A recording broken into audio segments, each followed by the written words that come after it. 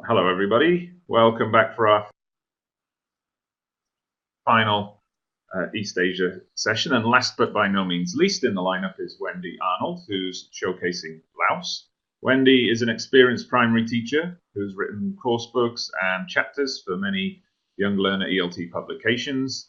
She has trained teachers and national trainers and has been a long-term consultant in various education reforms with ministries of education. Her special interest is early literacy and language learning through projects. Great. Okay. Well, it's lovely to be here. I'm talking about Laos today, where I have been recently, and I've done two consultancies, which are hopefully going to be long-term. And my topic, if I can just have my PowerPoint, please. Is primary teachers who I consider to be the best resource in the classroom. Although I'm a materials developer, without a teacher that understands, ooh, look, hi Kalpita, without a teacher who understands how to use materials, materials aren't an awful lot of good. So my metaphor for materials is a car. So imagine a car, and what do you need with a car is a good somebody who knows how to drive. And if you don't give people the skill to drive, it's not going to go anywhere. So materials are a little bit like a car, and you could have, the most basic car or the most expensive car in the world. But unless you have somebody that understands the mechanics of how to be able to make it move, it's not going to go anywhere, which is a bit like a teacher being given wonderful materials without the training. It's just not going to happen. Nothing's going to happen. So let me tell you a little bit more about Laos, if you don't know about it. So it's a very interesting country. It is surrounded by 5 other countries, so it's a landlocked country. I hadn't realized until I went there, it actually had a lot of problems in the war that happened around there in the sort of 1960s, and it's recovering from that. It's landlocked, as I said. It's mountainous. 80% is sort of inaccessible, really. And 50% of the people live in 20% of the lowland. So it's got very sparsely populated areas and then very highly populated areas. And 71% of the population live in rural areas. So Laos by numbers, nearly 7 million population, and it has a young population, so around 21, 22 years old. Education, there are 8 teacher training colleges, about 9,000 primary schools, about 8,000 primary teachers per grade, and about 880,000 primary pupils. Now this was interesting for me. Actually, only 54% of the population speaks Lao, because there are 86 different spoken languages. Now, I hadn't really, I've come across this before. I've come across this before in Africa, more in sub-Saharan Africa, but not in Asia. So that was actually really interesting for me. So 3 million people speak Lao, but the other 4 million don't.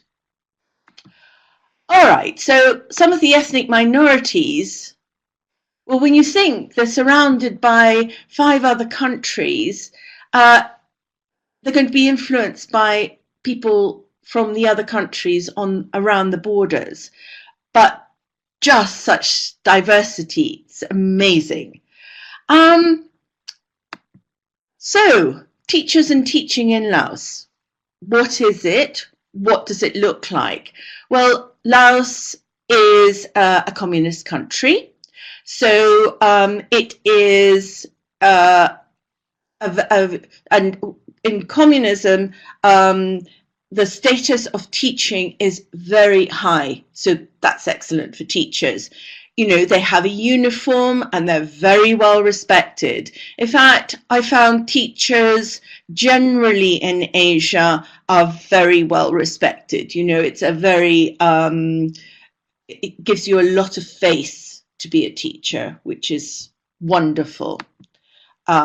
So here they are in a classroom. Both the men and the women have uniforms, and a bit like the army, you can see on the shoulders, you can see the status, the level of the teachers as well by that. So in those two pictures, we can see the teachers in the Laos population, and down here, these are the ethnic minority teachers at teacher training with their own cultural uniform, which is gorgeous. Right, so what do you do when there aren't enough teachers who can teach English in the primary years? Because, and this is a very common thing that I've found, Sheila Rickson's survey done for the British Council shows more and more countries starting the teaching of English at primary schools and younger and younger and younger, you know, down to grade 1. And a decision is made, and suddenly the education department has got to make it happen. So what do you do if you haven't got enough teachers who A, can speak the language, and B, who actually have any kind of methodology of teaching language, because the methodology is completely different teaching language to any other subject. Well, let's have a look. So English is taught from grade 3.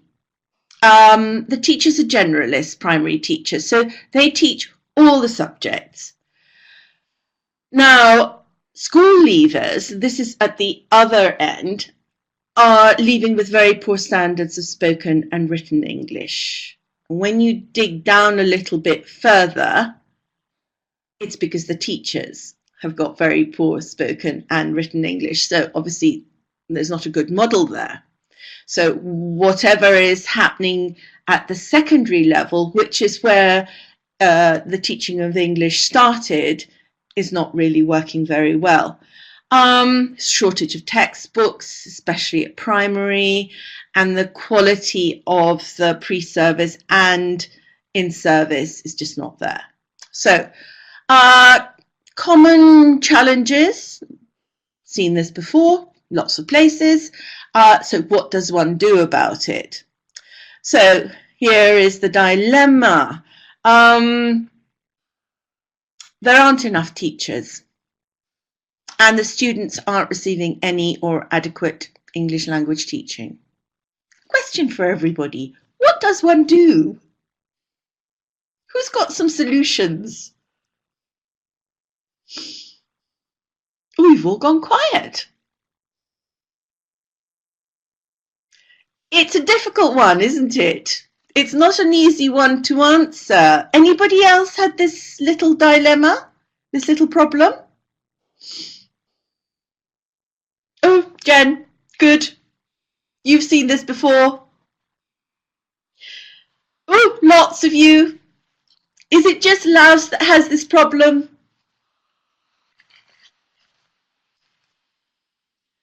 Let's see.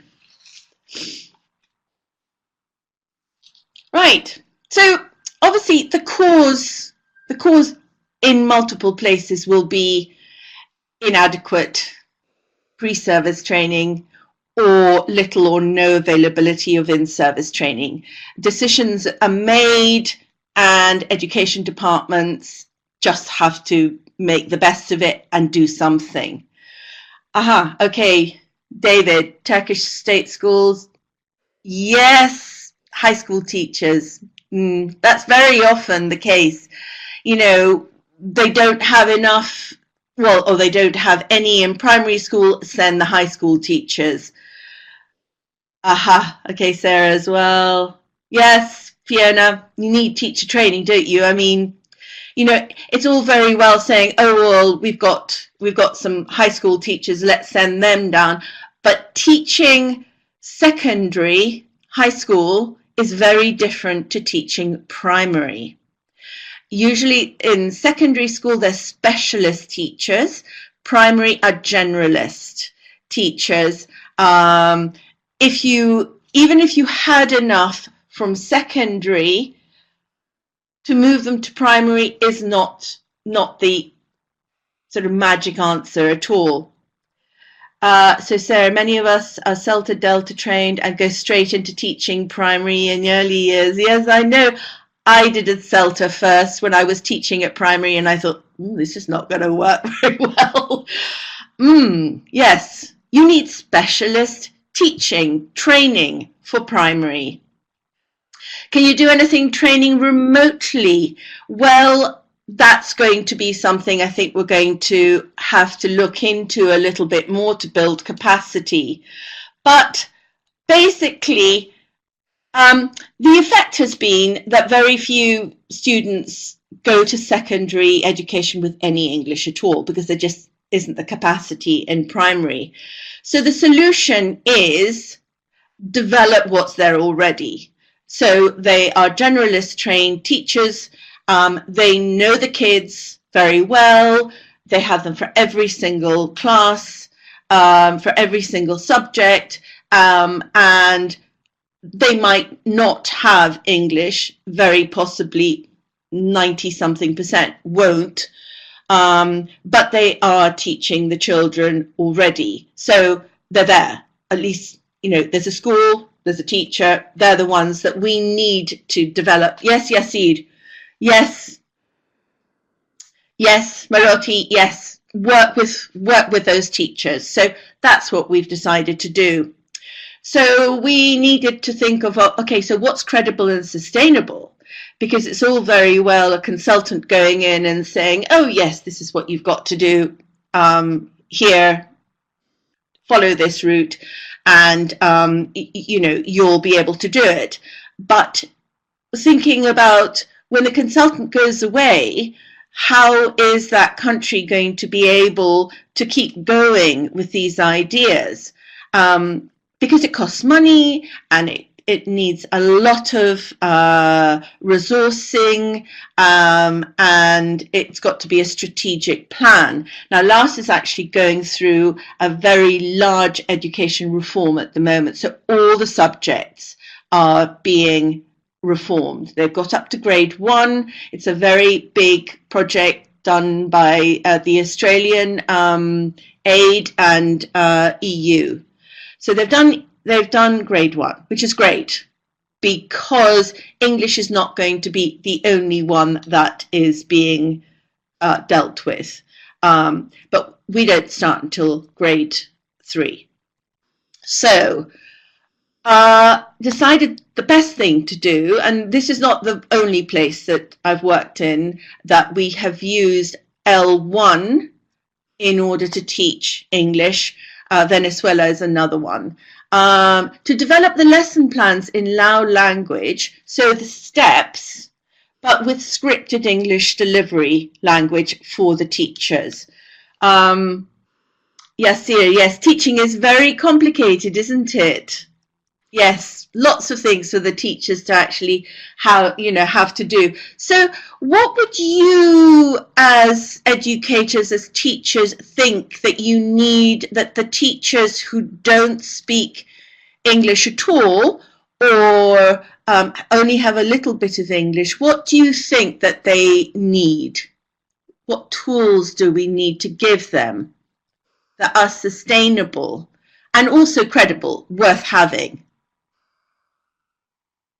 Maroti, different resources. Yes, accessibility of those resources is tricky, though. It can be a bit tricky.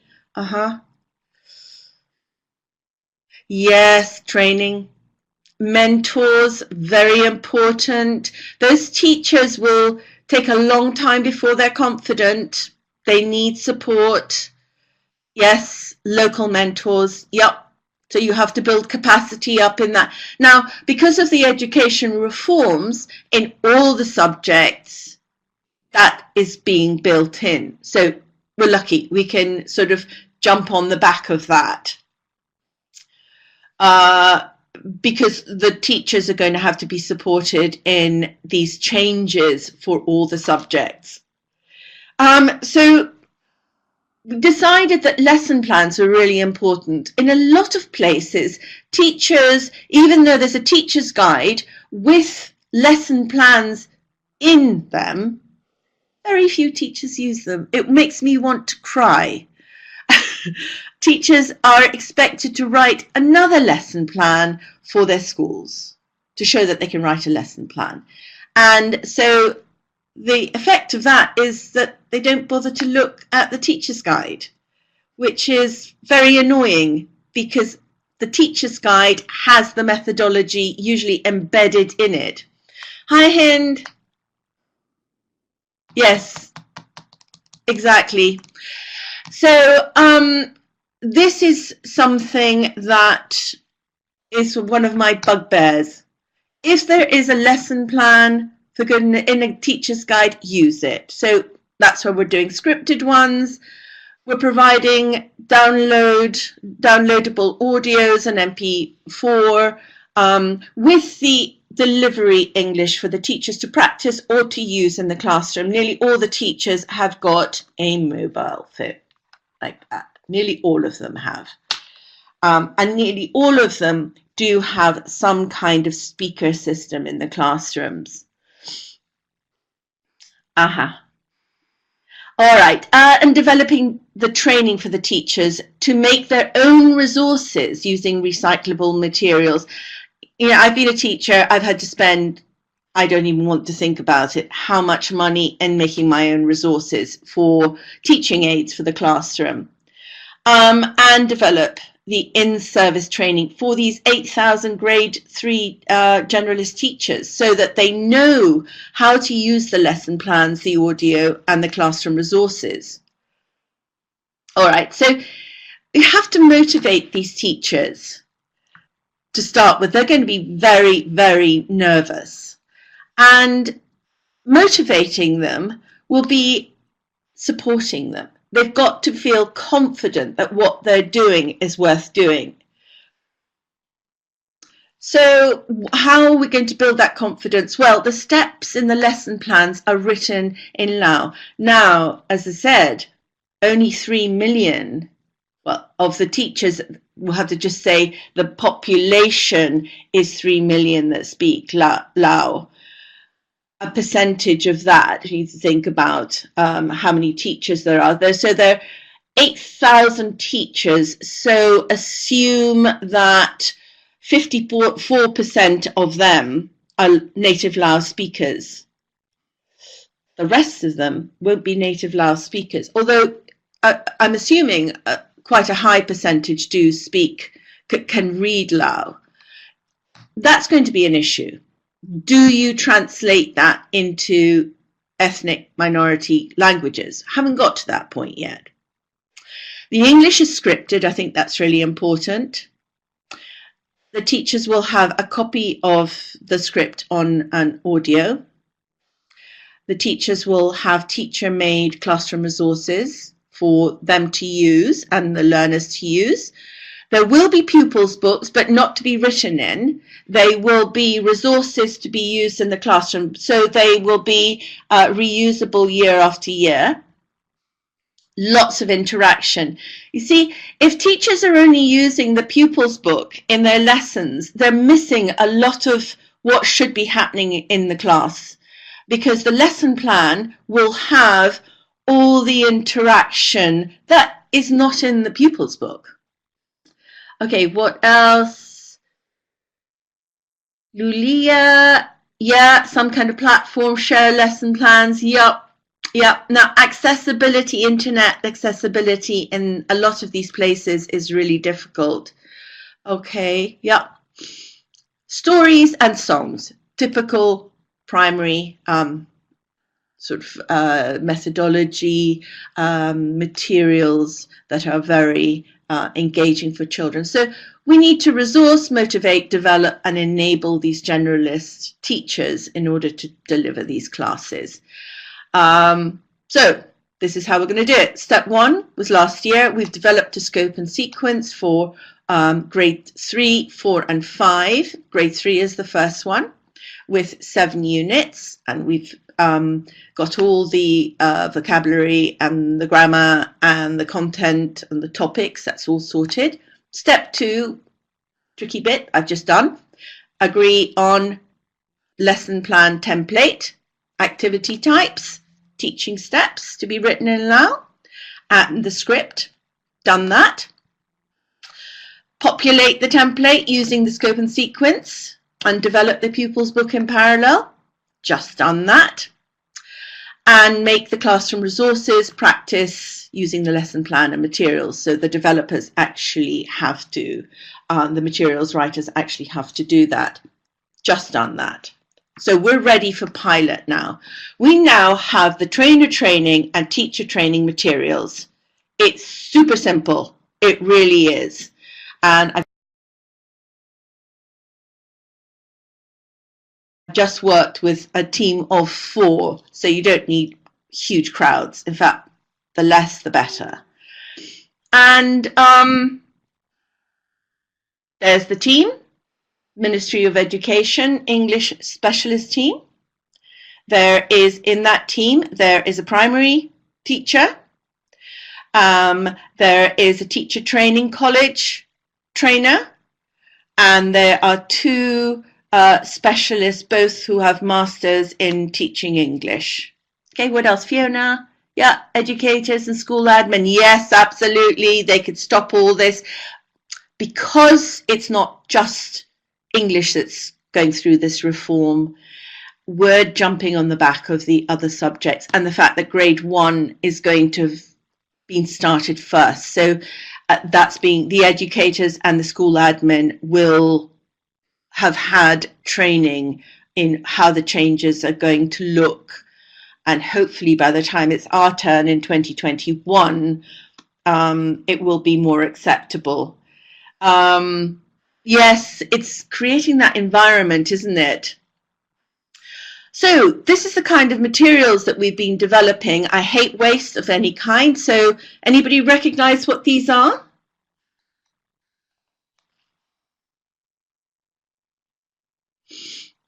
What are you looking at? So counters, yes, but where have I got them? Am I spending money out of my pocket? Because I hate doing that. Bottle caps, that's right, brilliant. Yes, they're bottle caps. So we use these for learning lowercase, uppercase numbers. I have, I'm going to think about other ways of using them, but conceptualizing. We're making prototypes with recycled material. So here's another one. These are rice sacks, which you'll find all over developed and developing countries. They're used for carrying charcoal, rice, cement. And we use these in order to, in some places, the blackboard's horrendous. The children at the back can't see them. So you've got to think of a plan B. So I love these plastic sacking. And letter formation, incredibly important. Lao has a different kind of symbols to our alphabet, so very important for the learners to understand what these are like. Luckily, they go from left to right, not right to left, so that's one less thing to have to worry about. But the teachers need to understand how to teach letter formation. Here's some practice materials, finding the letter, very typical classroom activity, which is duplicated in the pupils book. But because the children can't actually use the pupils book, you need to do whole class activities, and then you break it down into pair work. But you need to model that for the whole class. bingo, love bingo. So we can use this at letter, word, or picture level. We start off at picture level and then we work it down into linking initial sounds to words and then introducing the letters. And then we're not actually introducing whole words except for a few sight words for grade 3. We're teaching blending, but only blendable words. Teachers need to practice making their word cards that are readable at the back of the classroom. Again, letter formation for uppercase. It's amazing how many teachers don't know how to make word cards. Really important to teach them the good model because the learners will learn that model. Teaching very simple vowel consonant, consonant vowel consonant blending. Be realistic about how many sight words can be memorized. Grade 3, we're only doing 18. That's it, maximum.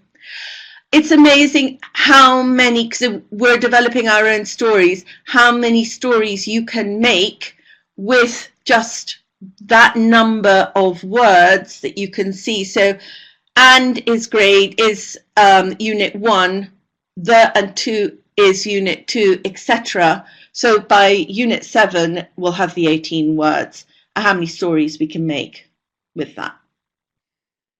And keep track of what you're designing, because we're designing a lot of materials. So you've got to keep track of the flashcards, the letter cards, the sight words, what materials do the teachers need to be taught how to make. Drink lots of coffee, enjoy the Lao food. So grade 3, they start at 6. So 6, 7, 8, they're 8. Yeah. Now, this is not the first time I've done this. So I think, I know it does work. The important thing is getting this information to the teachers, the generalist teachers. There will be a cascade model.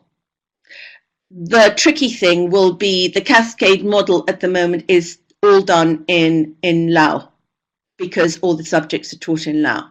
So the cascade model needs to be adapted for teaching English. But the actual, the rest of the materials will be as I've just shown you, and let's hope that this works. I hope it does. Questions? Anybody got any questions about this?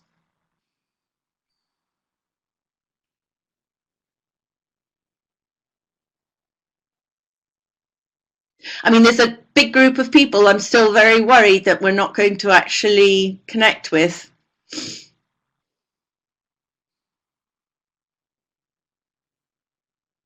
Yes, no, yes, Ulia, yes, that has crossed my mind. That is going to be a challenge. We're piloting in all areas. We're piloting in rural, semi-rural, urban, semi-urban, and village. And we're piloting in the same way as the grade 1 material, so in 5 of the provinces. So the ethnic minorities will also be included in this because, you know, they make up nearly 50% of the population. Yes, we're going to use this methodology for all the levels. So when we have finishing piloting one unit, we're going to pilot one unit. We'll then get the feedback. We'll do a monitoring and evaluation. We'll get the feedback. We'll write it up. And then finish writing the rest of the 7 units. They are already drafted. Then next year we have to start grade 4. Yeah, you know, the lesson plans and the activities, this is why it had to come from working with the group in Laos, because I couldn't have done that myself because lesson plans are very personal. And schools insist on the teachers writing a lesson plan, that bit has got to be stopped. And I think it will be because all the other subjects will also have a scripted lesson plan.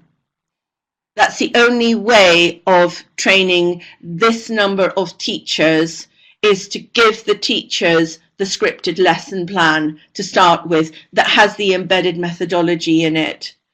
They're my references, so if you're interested in looking up anything more about this particular project. Well, thank you very much, Wendy. Thank you, everyone, for participating in the chat and all your questions. We are out of time for this session now, but thank you again, Wendy, for that very interesting insight into Laos and the work you've been doing there. It's been very insightful and a welcome addition to the conference, so thank you very much. Right, I'm going to end the recording there. Okay, I'm going to end the recording there. We will now take a break for 15 minutes, and then we'll be back with our Central and South Asia section of the conference. Thank you, everyone. See you soon.